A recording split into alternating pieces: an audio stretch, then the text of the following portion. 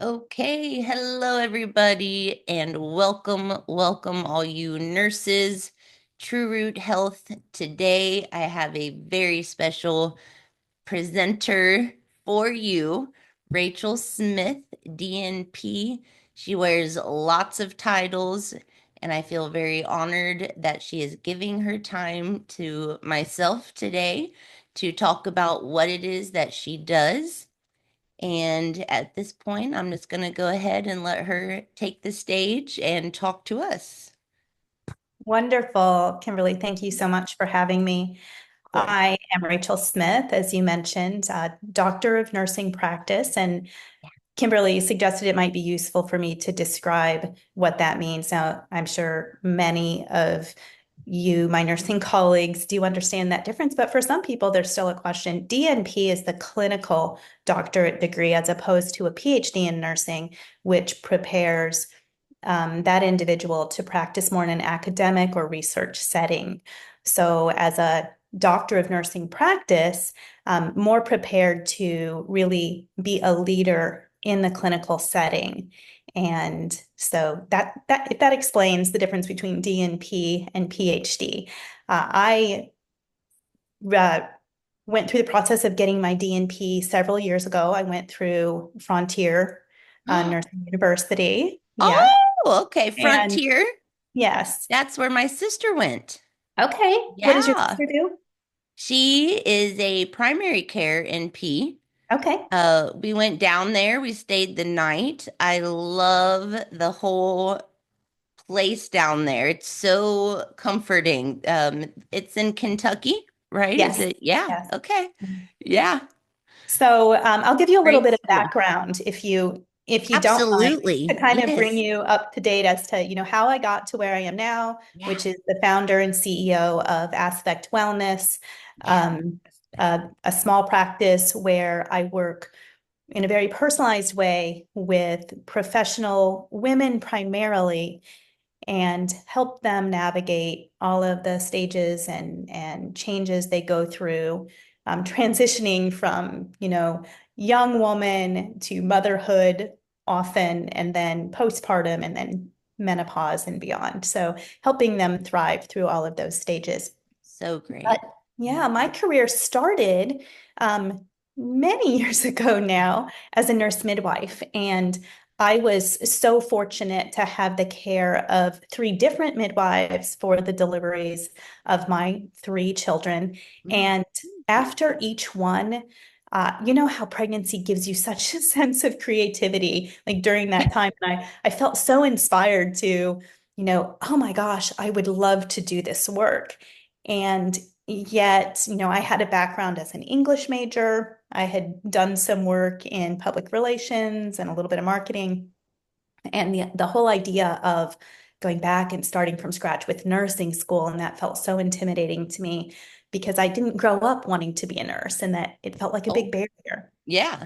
Okay. Right, Yeah. right. So finally, after my son was born, I decided, you know what, this is it. I absolutely, this is what my heart is calling me to do. And so I went to a local nursing program, did a 2-year ASN degree, did a bridge program immediately so that I could enter my master's program. And at that time, I went through Philadelphia University, Midwifery Institute at Philadelphia University. And it was an amazing program that was actually kind of an offshoot from Frontier. There was some kind of a schism at the time. And, that some leaders went their own way and started their own program. So, Oh, okay. whatever that meant, it Yeah. was a big deal Yeah. 20 years ago. Yeah. Yeah. Um, Yeah. in my career, I lived and worked in Iowa, delivered over 1,000 babies. Wow. Wonderful, heart-affirming work to be there for women through the good and through the bad sometimes. Yeah. As a provider, what I began to feel Mm. as I moved into my early 40s, that perimenopausal phase that so many people are talking about right now, it's getting Yep. its moment in the spotlight, thank Yes. goodness. Yeah. I felt the burden and the impact of that call schedule. on me as a mom, as a wife, even Yeah. as a professional, the lack of sleep, the Yeah. constant stress. And I realized that although this had been my heart's calling, that Mm. it was no longer something that was good for me. Yeah. And so I began to look for, what next? And that's the beauty of nursing, right? There's always Yes, something it else that is. you can do with that degree. Yeah. I Yeah. always encourage people to go into nursing because it's such a beautiful stepping stone It to, really is. uh, Yeah. Yeah. um, Yeah. so I worked for a very large OBGYN practice in Iowa. And in Iowa, well, you're in the Midwest, so if the Hmm. obesity epidemic hits anywhere, it really hits the Midwest. And I grew up on eating meat and potatoes and potlucks with the Mm. Jello salads and all, Yeah. I'm a All the ton things. of a lot of Midwestern food and a lot of hibernating in the winter. And it's tough metabolically. Yeah. So working in an OBGYN practice, what we saw was the metabolic impact of that on our patients and the need to really address it better Hmm. because women coming into pregnancy at a higher weight were at increased risk of C-section and preeclampsia, gestational diabetes, even Hmm. low birth weight. So lots of things that we knew we could impact if we could help them normalize their weight prior to pregnancy or get closer to that. And then, of course, postpartum, I mean, it's on almost every new mom's mind, like, oh, how am I Hmm. going to take off the baby weight? Yeah. And, Yeah. I walk a line working in medical weight loss where from a clinical and health perspective, I know the impacts that 15 or 20 pounds can have on you metabolically. Yeah. But I also know that this has to come from a place of self-acceptance and self-love, because whenever we are trying to address our weight from a place of self-loathing, Hmm. it's a barrier. It's a barrier. So Yeah. loving ourselves and honoring our body as it is and wanting to help our bodies be as healthy as possible is really kind Mhm. of the message that I try to base all of my work on. So Oh, I anyway, love that. I love that. yeah, started a weight loss practice within the OBGYN practice. And that was really my first foray into medical weight loss. I realized pretty early on that I needed another degree. So I went Mhm. back to school. That's when I went to Frontier to get a master's degree as a family nurse practitioner, like your sister, Yeah. and then went on to get my doctorate degree from Frontier shortly thereafter. And I was living in Florida, running a very successful medical weight loss practice for a local physician. And about that time, my oldest daughter became pregnant, and Oh, I knew, yeah. like, oh, Grandma Rachel wants to be much more available Yeah. than Yes. program director Rachel Yeah. actually is Yeah. able to be. So I knew that it Yeah. was time, that I'd always wanted to um, develop a practice that would really honor how I really think healthcare should be delivered. And no matter what, unless you're doing your own practice, there's always going to be something that's not quite in alignment. Yeah. So Absolutely. Yeah. I launched Aspect Wellness, and it is a metabolic health practice. So medical weight loss from a very functional, holistic approach. Hmm. And what I try to do with that is really blend everything that the Western model has to offer, which we've all heard about them, the cutting edge GLP-1 medications. Yep. I've been working with those medications long before the celebrities started using Yep. them and they became a Oh, fad. interesting. Very Yeah. familiar with Yeah. those medications and how to Yeah. do it safely, how to help my patients get the most while looking at all the other pieces of the puzzle so that we're doing it in a sustainable way. So weight loss, hormone Okay. replacement therapy, optimizing hormones during the perimenopausal phase, not So not needed. making you Yeah. wait until you're officially menopausal before we do anything for you. Oh, that's wonderful. Yeah, Uh, that is unfortunately how a lot of practitioners handle that. They wait instead Yeah, of prepping and allowing the woman to transition in conjunction. right, Yeah. right. But Yeah. everything I do is really with the goal of improving my patient's longevity. It's why I've made the decisions I've made for myself with my career, Yeah. because I knew, like, even just the impact of sleep, that my career was having was not setting me up for the kind of, later years that I really hoped for. And what we cannot control is our genetic blueprint. And like many of your listeners, I'm sure I was born with a genetic blueprint that was not ideal. Both of my parents died at a very young age, Mm, and yeah. I, certainly don't want to walk that pathway. I want to be that 80-year-old who's still skydiving, scuba Yeah. diving, right? Like I want to do We all see the it. things, right? Yeah. Yeah. And so how do I help my patients have that too? My patients come to me because they're wanting Yeah. to feel better, perform better, be at the top of their game. And so we Mhm. put together a very individualized plan to help them move in that direction. Wonderful. I have so many questions already that Okay, I wrote fire away. down. Like just waiting to ask. But I think the first thing I want to ask is, did I understand this correctly that you did not start this journey until after your third child was born? My Yes. gosh, wow. Yeah. That is amazing that you had enough energy or whatnot, what you would call it, to want to go down that path because that's a intense path for It is. anybody, let It is. alone, Yeah. yeah, But wow. you know what? At the time, I was around 30. So Mm-hmm. I started, just after college and, 3 years apart, extended breastfeeding, all of the best ways to do it, right? Yeah, Had my son right around the age of 30. And when I made that decision, I felt so old at the time, and I was in such a rush to get through it and start practicing what I yeah, was so excited to do.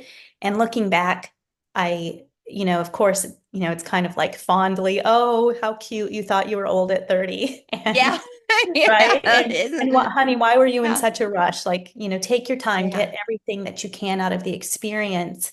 And I had some challenges jumping yeah, from being a sure. brand new Yeah, RN and then being in a master's degree program to deliver babies, going onto the floor in the clinical setting, even as a student.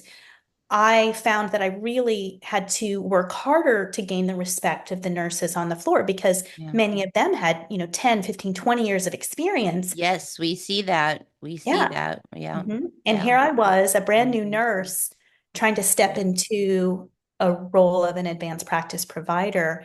So it was certainly challenging. And yeah, I was very fortunate to have mentors in the field who, you know, helped baby midwife Rachel along yeah, to yeah. become the kind of provider that I wanted to be.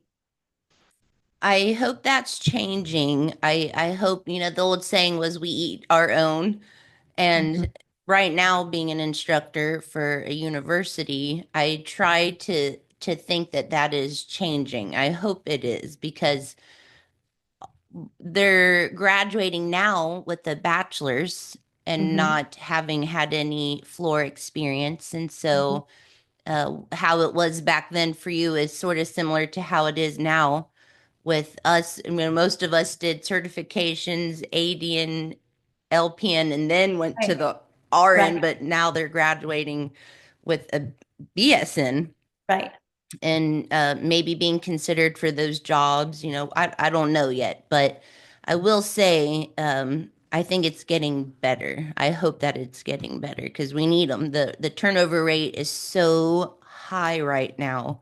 It I is. think the last number that I was told was 32% within 5 years of, Oh, wow. The um, attrition rate. That is yeah. heartbreaking, really, It is. It right? really is. Because Yeah. I believe that nurses are still the most highly respected field. Yeah. If you Yeah. ask, Joe on the street, Mm, um, the nurse absolutely. is the person that they trust the most, more than their Yeah. doctor. Yeah. And Yeah. that we're not providing the kind of nurturing environment where nurses can thrive and feel supported and feel like they can make a career out of this. That is Yes. sad. Yeah. It's sad.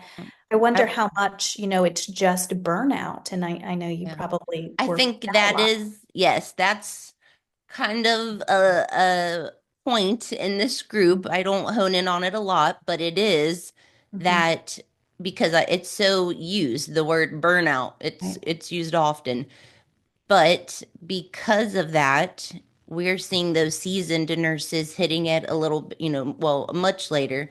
But Mhm. it's happening very early for the new nurses. And it's the emotional support, spiritual support, mental, I even Mhm. threw in financial, you know, it's all the things that I hope this group that we can talk about and help them because the journey is so intense. So to want to turn away from it within 5 years is pretty devastating. I Right. will say at the hospital right now that I'm at that they're a blue ribbon clinical. So the point of that is that those nurses have to know that they need to be nurturing, Mhm. accommodating. There's a little bit of kickback if they are not, which, Okay. Yeah, so good. that's been sort of inspiring to see that. It Mhm. was the first time I've ran into that. So it's Mhm. a blue ribbon clinical floor. I Okay. thought that was neat. Yeah, wonderful. Yeah. Okay. Well, I couldn't believe that. I thought third after your third child. So you mentioned that you do a lot of the emotional support in your program. Do you put the label energy work on that, or is it just kind of in the background? Because a lot of nurses, this is brand new to them.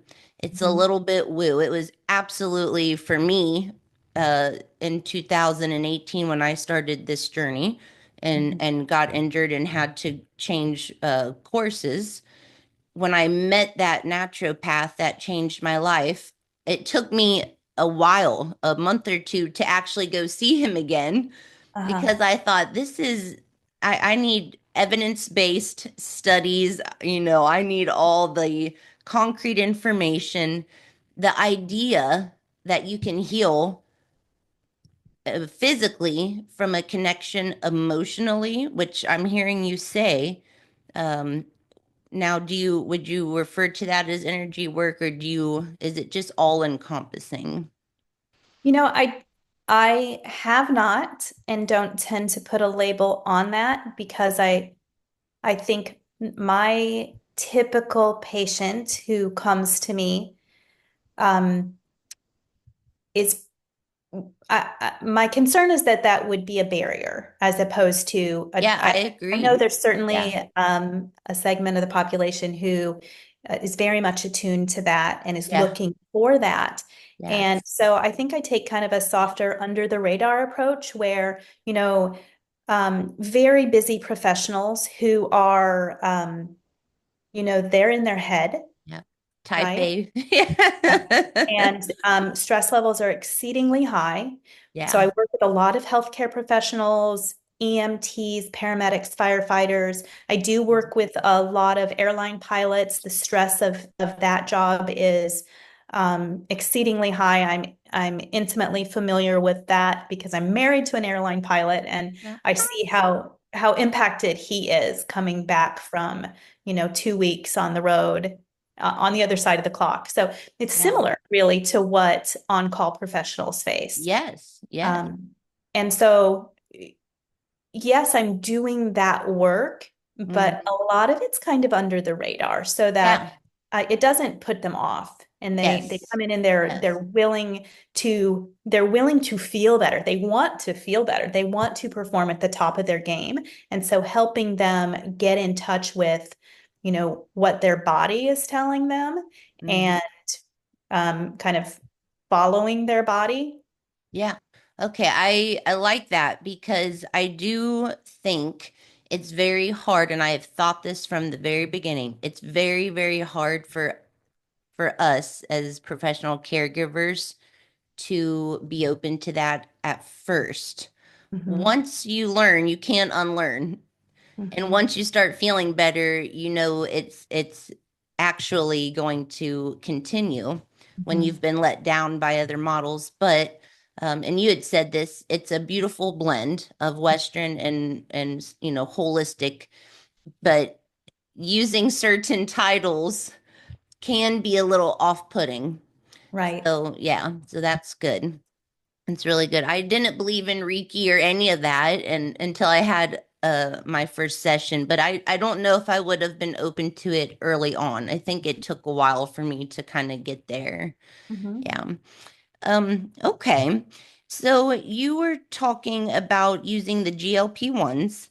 A mhm, woman that I had interviewed earlier in the month, she referred to microdosing.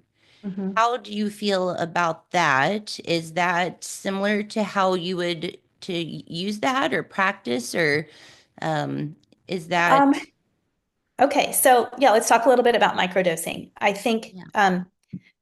one of the things that I tend to find myself doing a lot is looking at what's popular, looking Mhm. at what everybody's talking about, and sort of doing some myth busting, Yeah. kind of peeling back the layers of why this fad is popular, what is Yeah. appealing about it, and is there any merit to it, and what might actually work. Yeah. Okay, so now Mhm. microdosing. Um, Yes, it's very popular, but I honestly believe that a lot of the popularity of that Mhm. stems from a marketing aspect as Okay. opposed to a clinical benefit. Now, Mhm. the GLP-1s, the big names, Yeah. Ozempic, Wegovy, Zepbound, Mounjaro, they were studied in huge, expensive clinical trials and they were studied at certain doses. So, if we are looking for evidence as to how they are effective, we have to look at the clinical trials. And there have been, um, other studies that were done post-release. So we have more clinical data to look at, but they weren't studied in the microdosing. Now, in a Okay. clinical setting, there are lots Yeah. of providers who have learned from lots and lots of experience that some people, Mhm. you start them off at that starting dose and their side effects are too extreme and we have to start Yeah. lower. So Yeah. I've been microdosing for years when Yeah. appropriate, right? Okay. But Yeah. sometimes people need the full dose. In fact, quite often people Sure. do just fine at that official starting dose, and then we titrate.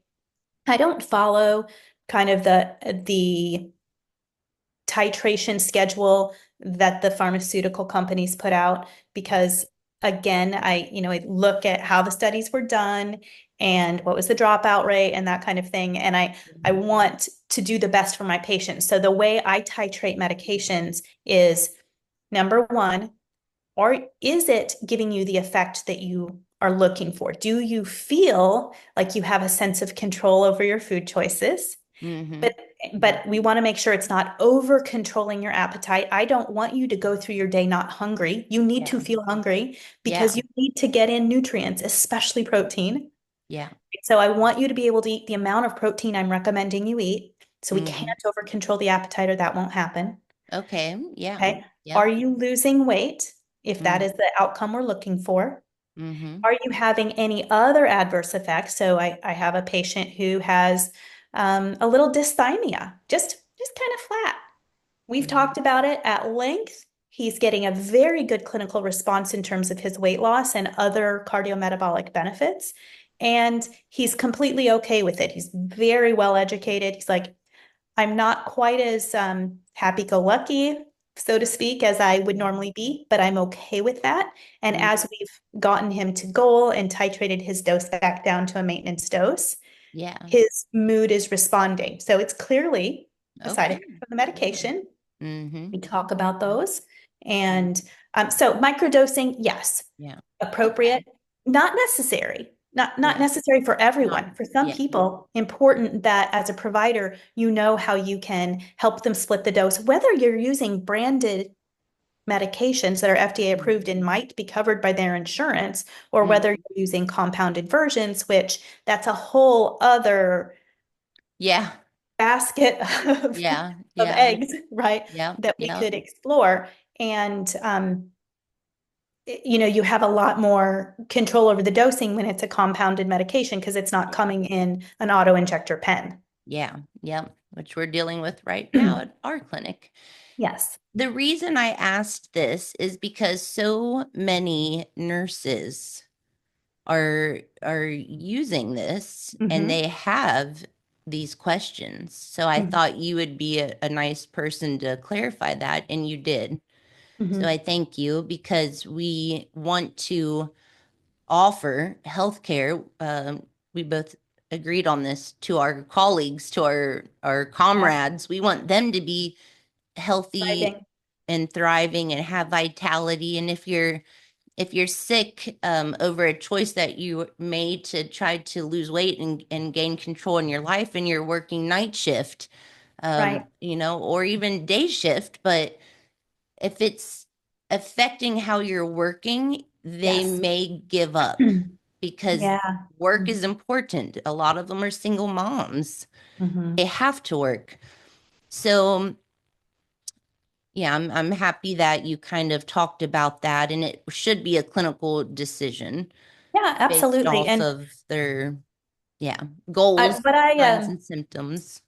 what I hate to see Mm-hmm. is a patient who comes to me who has already tried some Yeah. of frankly, the biggest guns that we have in our toolkit for medical weight loss. They've Mm-hmm. tried them with an inexperienced provider or a provider who doesn't specialize in it.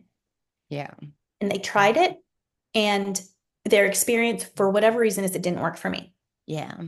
And listen, 40% of my patients don't use medication at all. Like we're Mm-hmm. working deep dive into all of the lifestyle pieces and GI Yeah. health and Yeah. sleep and stress management and So much can be optimizing their exercise. accomplished. Yeah. Yeah. Um, Yeah. but for those patients who want to take advantage of what the science said is safe and effective, Mm-hmm. and Yeah. if they had an experience that wasn't optimal because they didn't have the guidance of an Yeah. experienced clinician, Mm-hmm.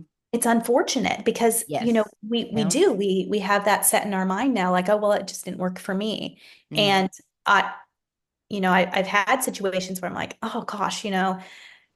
because the burden of carrying excess weight is so impactful. If Mm-hmm.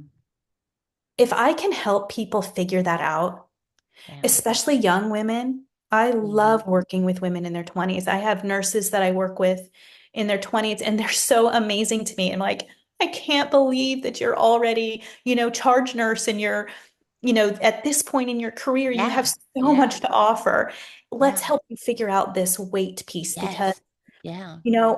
on the other end of the spectrum, my patients who come to me who are 70 years old and they've been struggling with one yo-yo diet after another their Their whole life. whole life. Yeah. Heartbreaking. Is it not Yeah. heartbreaking? Yeah. Like It is. as Yeah. women, if we can check that off our list and just Yeah. figure out how we need to be with food, exercise, Mm-hmm. and, take control of our health from an early age, Mm-hmm. check that off our worry Yeah. list and move on to do amazing Move things. on. Yes. Yes. I, Yes. I always I think get that chills when I too. say it Yeah. because it excites me so much. Yeah. What else could they accomplish in their life if Yes. that was not on the frontal lobe? If they could just Yes. move past that, what other, amazing things could they absolutely give themselves to go ahead and do? Yeah. It's such a big part of our life, though, especially postpartum. Like you said, it just metabolically and hormonally changes us so much. And a lot of Mhm. women get lost in that transition and never to come back sometimes. Yeah. So, oh, I just love this. Okay. Next interview for me is a nurse that's going to guide us into her retirement. And that's the last talking point I wanted to ask you. Okay.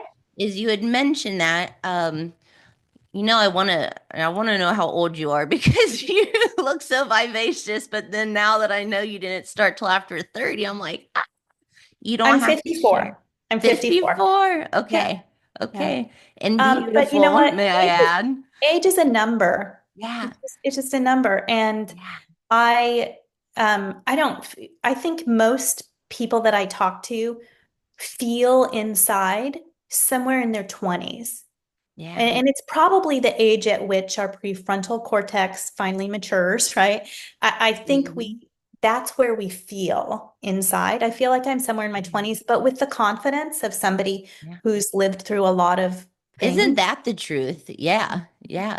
Yeah. Yeah. And so, are you in a hybrid model now? I'm going to be posting your information so the group can find you and work with you and Yes. talk to you. But is this a hybrid model for you now? Are you still doing clinical in person, or is it all telehealth and virtual? I have a brick and mortar. I'm located Okay. in Florida, just Mm-hmm. between Bradenton and Sarasota, but I am licensed in Florida, Iowa, and Massachusetts as a nurse practitioner. So, for Okay. anyone who would like to work with me on hormone replacement therapy, longevity, weight loss, Mm-hmm. optimizing your health, I have programs available. You can find those. I'm sure you'll share my website. I would Absolutely. love to talk with you, and I offer 15 minutes that we can just chat for free to see if it's a fit, Yeah. Yeah. obligation. Happy to chat with anybody. So please reach out to me if that's interesting to you. In the other states, I mentioned to you before we Mm-hmm. started recording, Yeah. I have a client who is a commercial airline pilot and he lives in Anchorage. And um, I'm not licensed as a nurse practitioner in Anchorage. I work with him as a health coach. I am a board certified health and wellness coach. Mm-hmm. And in fact, I remember when I was applying to Frontier to get my master's degree as a family nurse practitioner, I listed that in my essay. Like that was my most proud achievement. Oh, Everything I'd yeah. done, not my nursing degree, not my Yeah. master's in midwifery. It was my health coaching certification because more than anything else, I realized that with coaching, we Yeah. actually can help people change. We can help them over their barriers, Yes. right? And Yes. that Yeah. continues to excite me today. So I Yeah. coach in all 50 states Yeah. and across the age span. Primarily, I work with women, but I tell you what, I love working with my firefighters and my airline pilots and my, They need it because they're too. stressed and they Yeah. need to be at the top of their game. We need them Yeah. to be safe. We need them to be alert and healthy. Yes. Yes. Yes. We absolutely do. And I love that you just said that because health coaching is such a great thing for nurses to get certified in. Mhm, I'm just so excited about it. They can do so much more. Work part-time as a bedside nurse and then pick this up on the side for starters. Just because the emotional return is wonderful. It's like you said, it excites you more than anything. We mhm, get into a monotonous type of job sometimes and we forget that connection. I thought being a clinical instructor would bring that back. Can't really say all the way that it did. It was eye opening to some of the problems that we're facing, but it is in the coaching sessions that my soul gets rejuvenated. mhm. Yeah, it's Absolutely. yeah, because we know these things. We're already geared and ready to go, and we can genuinely help people. And I just, it's a beautiful thing. So, It yeah. really is. Oh, we didn't even get to touch on some of the other things Rachel does. Like I said, she has many hats, but I am so grateful and so thankful that you gave me your time this morning and did this interview with me. And I absolutely will be sharing all your links. Anything else you want to send over? Is that 15-minute link on your website or is that separate? For sure. No, Separate. you can book a free 15-minute Oh, call directly from my website. And okay. I'd love to chat with anybody. That would be great. Wonderful. You can follow Okay. me on Instagram. I'm on TikTok too. I'm Mm. that 50 something mom on TikTok embarrassing Yeah. her. So feel free to follow me there. Yeah. Oh, okay. Wonderful. Well, thank you, Rachel. Thank you so much. I'm so happy that I found you and we connected and Yes, I love it. This that, was a lot of fun. yeah, Nice to be yeah. here today. Thank you. I really appreciate it and appreciate you. And I'll go ahead and end the recording.